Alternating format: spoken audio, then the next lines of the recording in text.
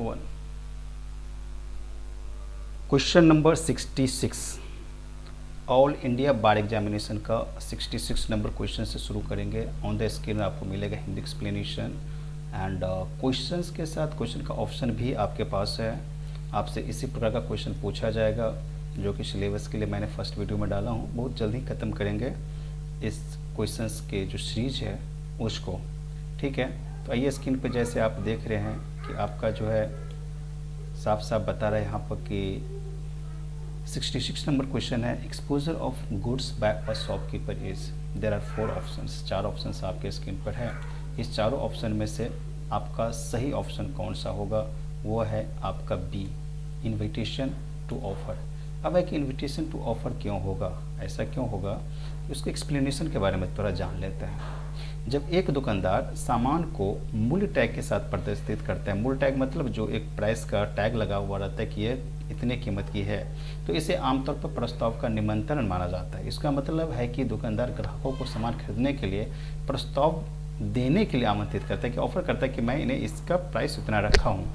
वास्तविक प्रस्ताव ग्राहक द्वारा तब किया जाता है जब वे किसी वस्तु को उठाते हैं और उसे खरीदने के लिए काउंटर पर प्रस्तुत करते हैं, राइट। दुकानदार के पास जब इस प्रस्ताव को स्वीकार या अस्वीकार करने का अधिकार होता है, यह ऐसी स्थिति को रोकता है जहां दुकानदार कानूनी रूप से हर ग्राहक को हर वस्तु बेचने के लिए बाध्य होगा, चाहे स्टॉक हो या अन्य विचार। यानी आप यदि शो के लिए दिखा दिए हैं, यदि आप जहां पर प्रदर्शित कर रहे हैं, तो इसका मतलब हुआ कि आप इन्विटेशन टू ऑफर है यह आपका, राइट। 66 नंबर क्वेश्चन का करेक्ट आंसर बी नंबर हुआ। आइए नेक्स्ट क्वेश्चन देखते हैं कि नेक्स्ट क्वेश्चन क्या बताता है। 67 नंबर क्वेश्चन, 67 नंबर क्वेश्चन जो है आपके स्क्रीन पर है और यह बताता है कि an agreement to unmarried is, right. ये इसका करेक्ट ऑप्शन क्या होगा? वैलिड, वाइड, वाइडेबल और अनइन्फोर्सिएबल। किसी भी व्यक्ति के विवाह को बाधित करने वाला समझौता नाबालिग के अलावा भारतीय संविधान अधिनियम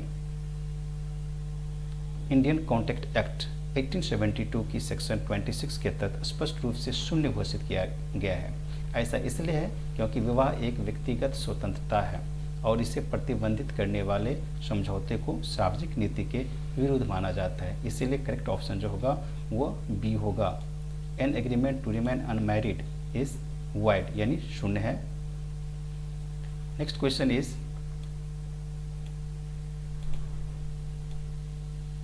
नेक्स्ट क्वेश्चन आ जाते हैं 68 number. An agreement enforceable at law is, क्या हुआ correct answer? A, B, C, D है, डी इज करेक्ट। अनुबंध, कॉन्ट्रैक्ट इज करेक्ट ऑप्शन। कैसे करेक्ट ऑप्शन उसे भी देख लेते हैं। भारतीय संविधान अधिनियम 1872 की धारा 2H के अनुसार कानून द्वारा लागू किए करने योग्य करार एक अनुबंध है। यह अनुबंध की मूलभूत परिभाषा है। एक करार यानी कॉन्ट्रैक्ट अनुबंध तब बनता है जब एक वैध अनुबंध के सभी आवश्यक तत्वों को पूरा करता है। यदि वैलिड कॉन्ट्रैक्ट करते हैं तो वैलिड कॉन्ट्रैक्ट के लिए जो भी नेसेसरी, जो भी मैंडेटरी है, ये फैक्ट होना चाहिए, ये एलिमेंट होना चाहिए, ये आपको पूरा करना है। जैसे कि उसमें प्रस्ताव होना चाहिए, सामने वाले उसको स्वीकार करे, एक्सेप्ट करे, वैध प्रतिफल यानी वैलिड कंसिडरेशन भी होना चाहिए, फ्रीली वो करना चाहिए, स्वतंत्र सहमति होना चाहिए, पक्षों की क्षमता होना चाहिए, दोनों पक्ष जो है एग्री होना चाहिए। इस तरह के बहुत सारे एलिमेंट है वो आपको पूरा होना चाहिए, तब वो कॉन्ट्रैक्ट जो है क्या होगा, सही के सही माना जाएगा। यानी ये जो है an agreement enforceable at law is, D number is correct, यानी डी क्या है आपका करेक्ट आंसर है, राइट, अनुबंध। Next 69 number question. An agreement shall be void for, यानी ये पूरे के पूरे जो ये क्वेश्चन जो है वो कॉन्ट्रैक्ट एक्ट से ही है। Mistake of fact by one party, mistake of fact by both parties and mistake of foreign law and all of the above. ये दोनों में से क्या होगा? जब हम भारतीय संविधान अधिनियम 1872 के सेक्शन 20 के तहत जाते हैं, एक करार शून्य होता है जब एक करार के दोनों पक्ष एक ऐसे तथ्य के मामले में गलती पर होते हैं जो करार के लिए आवश्यक है। यानी जो कॉन्ट्रैक्ट में जो महत्वपूर्ण, जो जरूरी तत्व शामिल होना चाहिए, यदि वो नहीं रहता है तो वो क्या होता है, तो कहीं ना कहीं वो पूरे कॉन्ट्रैक्ट वैलिड नहीं होता है। So correct option is mistake by both party, यानी फैक्ट की जो मिस्टेक है वो दोनों पार्टी से किसी के थ्रू हो जाए तो भी वो इस तरह का एग्रीमेंट जो है शैल be void for parties, right. यानी आपका करेक्ट ऑप्शन जो हो गया वो करेक्ट आंसर जो हो गया ये हो गया आपका B answer is correct, right. Now next पर आते हैं। Next is 1 minute. Void agreement signifies, screen पर क्वेश्चन भी है, आपका हिंदी एक्सप्लेनेशन भी है। आपको यदि बाद में ऐसा लगे तो आप उससे स्क्रीनशॉट भी ले सकते हैं। कानून द्वारा लागू न किया जाने वाला fraud. Question is wide agreement signify, wide agreement क्या बताता है? वाइड कब हो जाएगा एग्रीमेंट? जब ये बताया जाएगा कि कानून द्वारा लागू न किया जाने वाला करार। ऐसा एग्रीमेंट, ऐसा आप एग्रीमेंट कर रहे हो जो एग्रीमेंट ऑलरेडी जो है लीगली एक्सेप्टेबल नहीं है, एडमिसेबल नहीं है, तो यह क्या होगा? एग्रीमेंट जो है ऑलरेडी क्या हो जाएगा?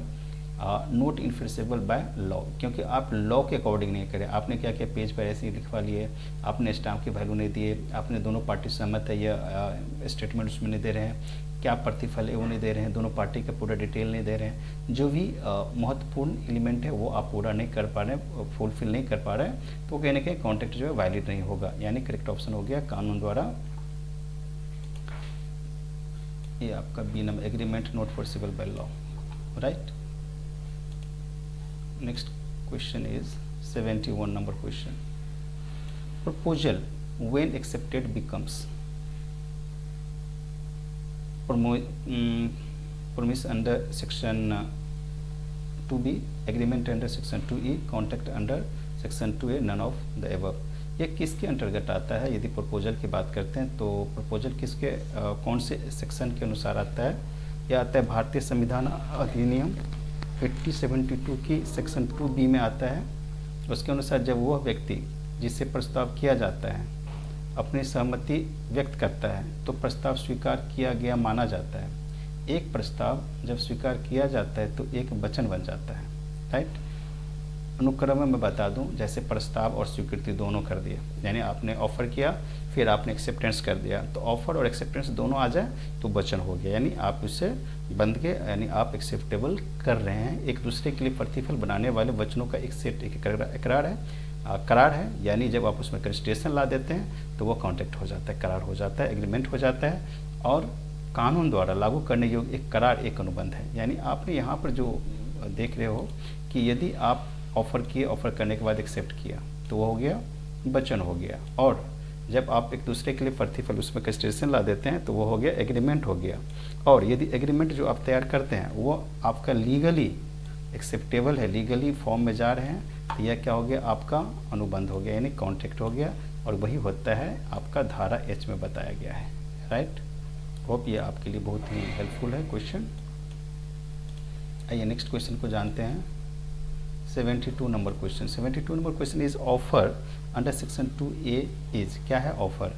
सेक्शन 2A में क्या बताया गया है? ABCD आपके ऑप्शन है।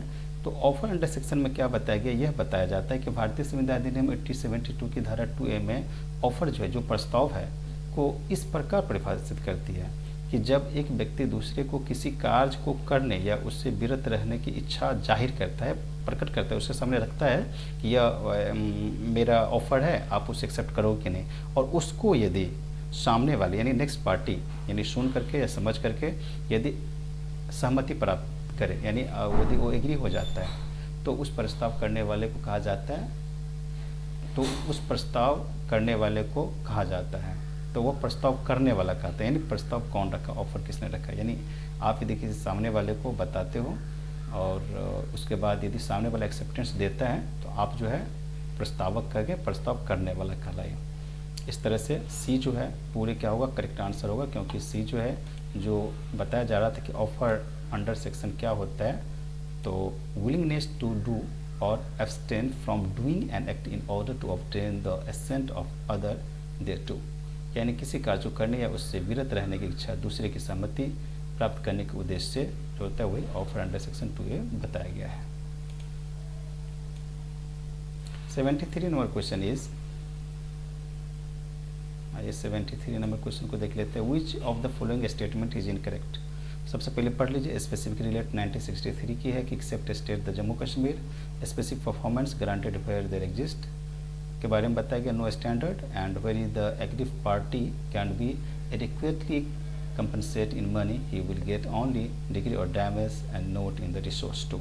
तो ये नेक्स्ट पेज में आ गया नन ऑफ द एबव। ये तीनों में से बताया गया कि कौन सा स्टेटमेंट इनकरेक्ट है, और यदि सबके सब सही है तब तो फिर डी नंबर ही आंसर हो जाएगा। एक्चुअली जो ए नंबर जो बताया गया है कि कश्मीर को छोड़ करके, जम्मू कश्मीर को छोड़ करके पूरे भारत में फैलाया गया है विशिष्ट अनुदेश अधिनियम यानी स्पेसिफिक रिलीफ एक्ट जो है 1963, बिल्कुल जो है ये इनकरेक्ट है कि जम्मू कश्मीर को छोड़ करके होल इंडिया में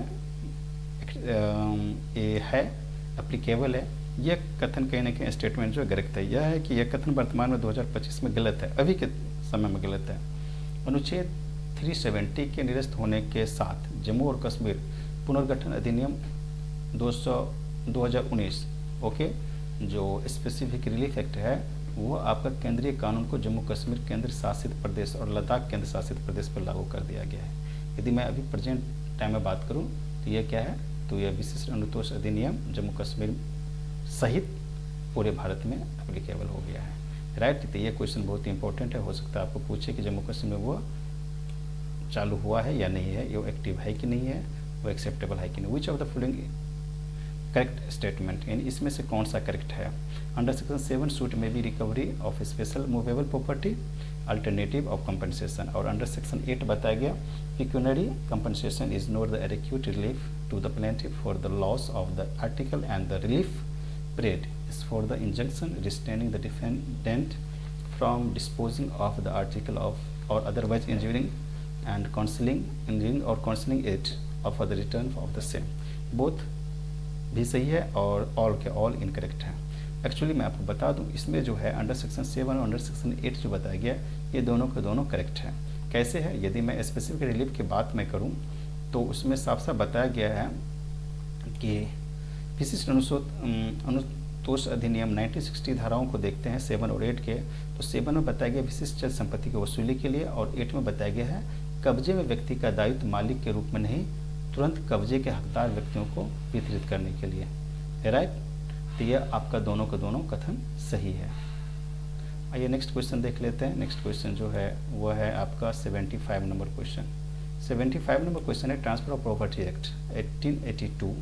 unbound person acquires vested interest और transfer for his benefit under transfer of property act. Transfer of property act 82 की बात करूं तो ये बताया गया कि ट्रांसफर ऑफ प्रॉपर्टी एक्ट जो है ये हमें क्या बताता है कि वो कब एक्सेप्टेबल हो जाता है या तो वैलिड हो जाता है। Upon his birth, 7 days after his birth, 12 days after his birth, none of all. यानी किसी को यदि कोई वारिस है तो वो कैसे होगा, जब जन्म हो जाएगा तो जन्म के बाद उसको कैसे ट्रांसफर प्रॉपर्टी एक्ट उसके ऊपर एप्लीकेबल हो जाएगा। बात करते हैं कि संपत्ति अंतरण अधिनियम ट्रांसफर ऑफ प्रॉपर्टी एक्ट 1882 की सेक्शन 13 की अजन्मे व्यक्ति के लाभ, यानी जो जन्म लिया ही नहीं, जो अभी धरती पर नहीं आया, संपत्ति के अंतरण में संबंधित है, जबकि संपत्ति सीधे अजन्मे व्यक्ति को हस्तांतरित नहीं की जा सकती, यानी ट्रांसफ़र नहीं किया जा सकता है, लेकिन उसका जो बेनिफिट है वो इनको मिलेगा।